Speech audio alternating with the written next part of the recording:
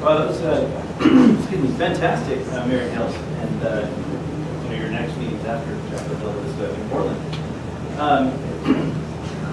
I'm going to take a little bit of a narrower approach. There are a panoply of policies, initiatives, incentive programs in San Francisco, and I'd be hard pressed to try to cover them all. So I'm going to focus in on some building sector policies that I happen to work on. And I apologize, Mayor Lee, since it's Brett's couldn't be with you, but we're old poker buddies, so we thought that obligated me. Actually, I'm kidding. I play blackjack, so I play poker. So I'm going to talk a little bit about, to be frank with you, talk about, I need to set the stage. San Francisco is located in California. And so a lot of energy efficiency work we do builds upon a really remarkable framework that is put in place by the state. Talk a little bit more about in more detail about what's going on specifically in San Francisco, and particularly the benchmarking ordinance that is the interest of quite a few people. My apologies, I can't help all these types of images, but the reason we have a green building program, it really does speak to sustainability in a very literal sense. The left image is storm surge after a 2-meter sea level rise, which is unfortunately not out of the realm of probability anymore. Upper right image is the Hetch Hetchy Reservoir in the Sierra Nevada, which is, while we see the water in the reservoir, fundamentally water that's delivered to San Francisco and 2.6 million Bay Area residents that the system is shared with, is dependent on the snowpack in the Sierra Nevada, and the reservoirs are really just a buffer for that. And the expectation is that snowpack, not only is it at a record low this year through the continued drought, but on a longer-term basis, the expectation is for that resource to continue to diminish over the remainder of my lifetime. To the lower left, waste. We don't have it in a way anymore. San Francisco is a very fully, although there's a great emphasis and a lot of infill development going on, it's a very built-out city. And then the bottom right is the rate of asthma hospitalization for children 11 years old and younger across the city. And if you're familiar with San Francisco, this looks very much like a socioeconomic distribution in the community, where darker blue is bad news if you're a parent. And it also is associated with lack of resources to invest in buildings and upgrades. And then third is related to a number of other issues, including proximity to the 2 freeways and some residual, some of this data is a bit dated, impacts of the 2 peaker power plants that used to be located in San Francisco and were decommissioned and removed from the city, by and large through efficiency efforts by the utility and the city and other players. So we were able to directly reduce the major environmental justice issue in our community through energy efficiency. I think it's one of the better stories about San Francisco. But we still have this classic problem that all of you do, that really, if you look at where the emissions are coming from in the city, really boils down to moving our people around, the number of factors related to solid waste, and then our built environment. And commercial and municipal buildings represent about 2/3 of those emissions from the built environment. So that's where they tend to have a very concentrated ownership, of course. So that's where a lot of the effort goes in. And I should pause and say that we actually would suggest a slightly different framing than Eric did in terms of how one might engage with the investor-owned utility. As for more than 10 years, since the 2001 energy crisis, San Francisco has had direct contracts with Pacific Gas and Electric Company to deliver services to small and underserved businesses across the community, as well as to multifamily buildings, which are 2 markets where, while PG&E has some fantastic energy efficiency services and really works to be a leader in that area, those are not their areas of excellence to get to those 2 market segments, and they're really what we've been focused on with a lot of success over the years. And it's provided a baseline for maintaining staff with some staff capacity and developing expertise in energy policy that, while we did certainly grow with the stimulus, wasn't totally dependent on it. So, looking at buildings, of course, the focus naturally tends to turn to new construction. And we definitely have the 2 tools in place of energy efficiency codes, as well as California's Green Building Code, which has some corollary benefits, as well as labels, the third-party verification that a building is either designed or built to a certain standard. And the city is committed like many others, to building its own buildings well first, legal certifications, minimum standard, as well as a number of specific requirements for energy efficiency, renewable energy in our own facilities. And that's helped us grow to have more than 200 lead accredited professionals on staff, as well as many other types of professional expertise and designations. And to leverage, so not to increase costs, but to leverage the $6 billion that San Francisco is investing over the next, over the last 10 years and the next 20 years, over a 30-year period in renewing facilities and infrastructure. And pivoting though the private sector, of course, is much larger than the public sector, even in San Francisco. And the first tool that was deployed was priority permitting, which has recently been upgraded to projects that commit to LEED Platinum or Zero Net Energy or similar standards. Get to go to the front of the permitting line, and as a function of there being a complicated and very lengthy permitting process in San Francisco, that turns out to be a very valuable incentive. And so there's always two ways to look at that, but it certainly does motivate a fair number of developers to make commitments beyond what is already a pretty high minimum standard. So stepping back and looking at California, this state of California enacted goals to get to zero net energy for all new residential construction by 2020, all new commercial buildings by 2030, and half of our existing commercial building stock by 2030, which is the hardest of those three goals. And those three ideas, while they slightly predate Governor Brown's current governorship, he certainly reinforced them with a number of actions and committed to meeting those goals earlier in state facilities and demonstrating that it really can be done. And a key question when anybody's talking about zero net energy is we all need to squint at one another and ask, is that real? Or what does that really mean? Is that possible? And I refer you as one data point to this great study that Air Engineers did for PG&E to help answer this question across California a couple of years ago. It's a terrifically complicated graph that takes all the different climate zones in California, the range of typical construction costs, operational energy costs over a 30-year period, which this upper line is very common for many building types in California with no action even on the current codes. And then asked, what can we do if we maximize efficiency with current technology and maximize renewable energy installation on site? And the answer is that for the bulk of building types across California, we actually can get to net zero. It is technically feasible. And then that there's dramatic savings to be had in the remaining types, which really do characterize San Francisco, which are the tall, dense, urban forms. But, so we probably can't get to zero, but we can get along a heck of a lot closer than we are today. And so we continue to support those goals.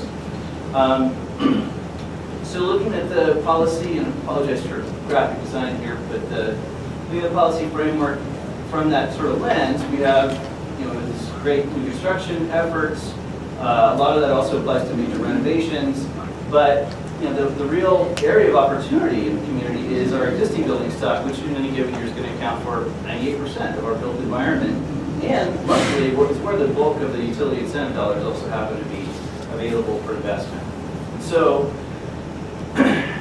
we worked with a task force which was dominated by commercial real estate interests in the community. We need to get them on board at the outset and ask them, explain this framework that we do have this climate and resource supply issues that we need to face as a community that put their assets at risk over the long term.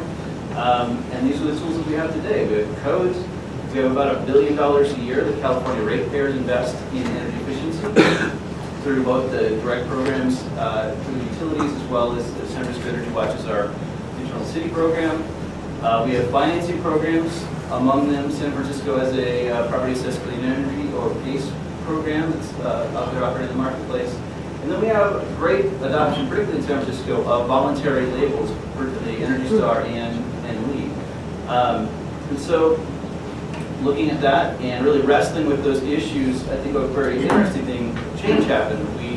The task force that then Mayor Newsom worked with us to assemble was intentionally not stacked with advocates for energy efficiency. We really were the Toloma leadership and others across the community, and they really ended up digging into this question, asking how could we improve, capture the cost-effective energy savings at a reasonable cost, and recognizing that they're meeting in the height of the recession, which did hit their industry in San Francisco.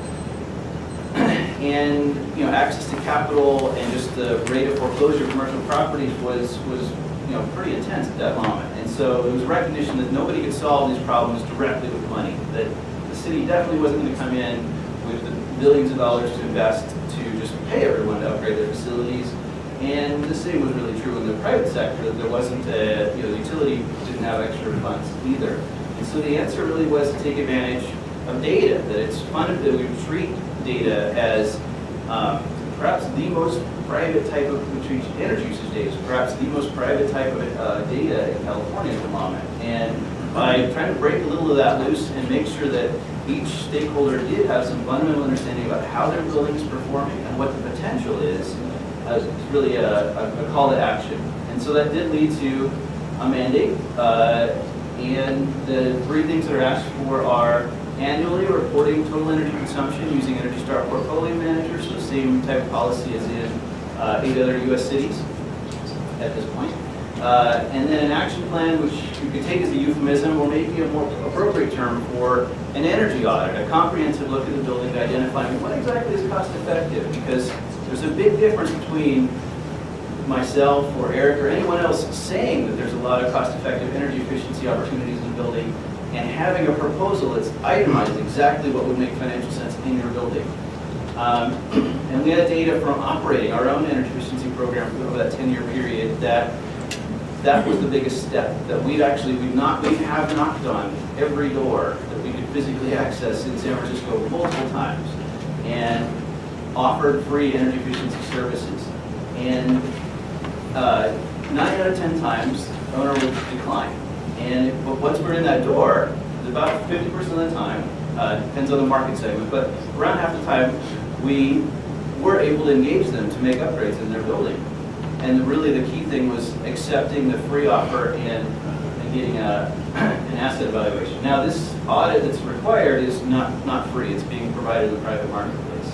And then last, transparency, which is the publication of not the audit data, but the performance data, so that tenants and other owners could take advantage of and really make decisions in part based on that information. And so the audit would be asked for once every 5 years, is being asked for once every 5 years. Building owners do have the option of using retro-commissioning, which is more looking at the improving the ways that the building's operated and ensuring that it's functioning as it's expected to or is designed to, as an alternative to the energy audit. And then keeping in mind that in this, left coast city draconian energy policy, the action here is still voluntary. What you do with that information is really up to the building owner. But although it's not mandatory, we're still there to talk them through that process and continue to engage with them. So I really view this policy as fundamentally kind of a customer relationship management tool where we learn more about where the energy efficiency opportunities are in the community and help directly work with people to take advantage of them. So stepping back, what does that all mean in the city? Well, it turns out that this policy we're applying to buildings that are non-residential from 10,000 square feet and up. And so that's a cohort of about, in the private sector, about 1,800 buildings, and pretty even distribution between large, small, and medium buildings, where buildings over 50,000 square feet typically have professional management and significant resources to understand and act on energy efficiency data, and smaller buildings much less frequently so. But the floor area, because of the San Francisco's downtown growth over the years, really is concentrated in large office towers, and the energy consumption is pretty proportional. And so that was a good bit of feedback to us that it has been a good thing that we've focused a lot on small business and in helping communities that might be otherwise underserved to get energy efficiency services. But we're going to move the needle a lot. We have to be continuing to address large facilities. And so that begs a question I think you probably should, I'm predicting you'd ask me, so does this all this work? Yes, it seems to. And we published building by building data, as have New York and Washington, D.C. for all our public facilities for a couple of years now. And what we found is they're performing quite well. Actually, only 5% are performing below the 25th percentile on the national scale. And more important than that, carbon reductions have been occurring year over year as their performance has been improved. And this is not because they didn't really reduce carbon use because they're benchmarked, but it does help target energy efficiency services and engage some focus on the occupying agencies on energy performance. Stepping back, looking at the private sector, if you look, this is data from EPA, because it's a little early for this data from these benchmarking programs like ours. If you look at the 35,000 buildings that consistently use the free online Energy Star Portfolio Manager tool over a 4-year period, so really only 35,000 of them nationwide, they actually cut their energy use as a group by 7%. And most importantly, the bulk of that savings occurred in the buildings that really had the poorest performance at the outset. So it's not just about moving from LEED Gold to LEED Platinum, or your 75 Energy Star to 80. It's about getting from getting a start in many cases, where a lot of the potential really is. And here's where I have to be a little sheepish. This is a transparency program which we have not yet been fully transparent about. We haven't published the data quite yet. And the reason is that it's access to data affects the city government as well. And for this to be meaningful, we want to ensure the integrity of the data that we receive and the results we receive are so positive that they raise some concern. So Energy Star provides a 1 to 100 scale for many common building types, where 100 being it's like a percentile effect essentially, 100 being very good news and 0 being not so good. There's probably great opportunities for improvement. And the median score in San Francisco is currently over 80 and particularly for office buildings. However, most of that has actually been third-party verified through the audits that are required under the ordinance, or Energy Star certification, or LEED for existing buildings, which is also a verification of actual performance in operation using the Energy Star tool. Pivoting a little bit to just briefly talk about the audits, what's asked for is a function of the building size. So all buildings need to do what's called a preliminary energy use analysis, which is just a definition of a bedrock action provided by ASHRAE, the nation's engineering trade association. And that we actually use that as the auditor providing a third-party verification of the benchmark. And then smaller buildings are asked to do what's called a level 1, a simpler audit, a walkthrough, while larger buildings are asked to do a more intense level 2, which is the basic difference is that the level of intensity of evaluation and the reliability of the numerical data coming out of that is considerably higher. So it is more actionable information for a large facility and a larger investment. And what's been happening out there in the marketplace has been very positive.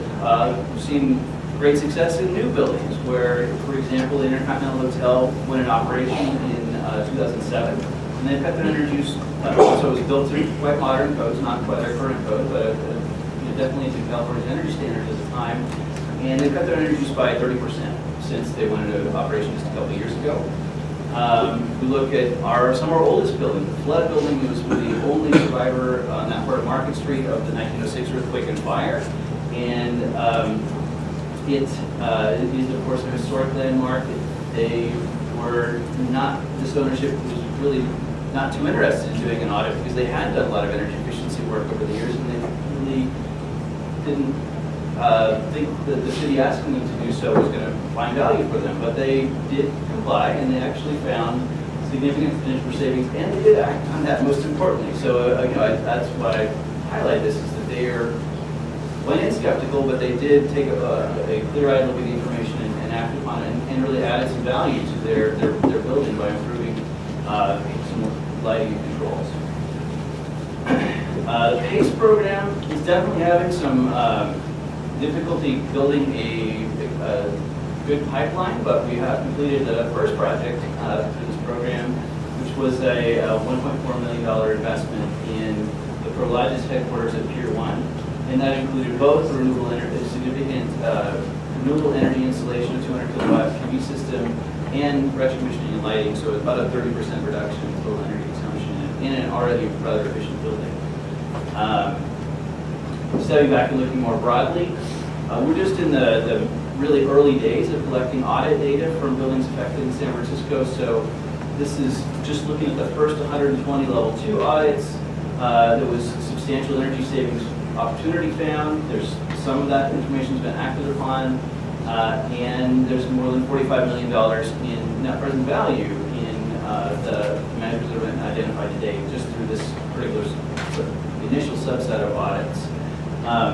You can see that our challenge is moving from there being potential to it being realized, and actually this is, you should even take this with a bit of grain of salt, because if you're performing an audit for the purpose of complying with the city mandate, you definitely won't have had time to install significant energy efficiency measures before submitting that audit. So this really represents more representative of the baseline activity than measures installed directly as a result of the audit. This is our first year collecting audit data. So what have we learned in implementing this type of policy? One, I'd say this takes a while, at least by our standards, that when the commercial real estate, when the task force recommended this policy, they asked for it to be implemented over a 5-year period, and the first thing that happened when it got to the Board of Supervisors and our mayor was they asked if we could faster, asked for a 3-year implementation. And we are working under that framework that they enacted, but that does cause some friction in, there can be a gap between ambition and what can really be done. On the other hand, that's been mostly a gap, I think, on the city side. The workforce to do engineering analysis does exist, and that doesn't appear to have been a barrier.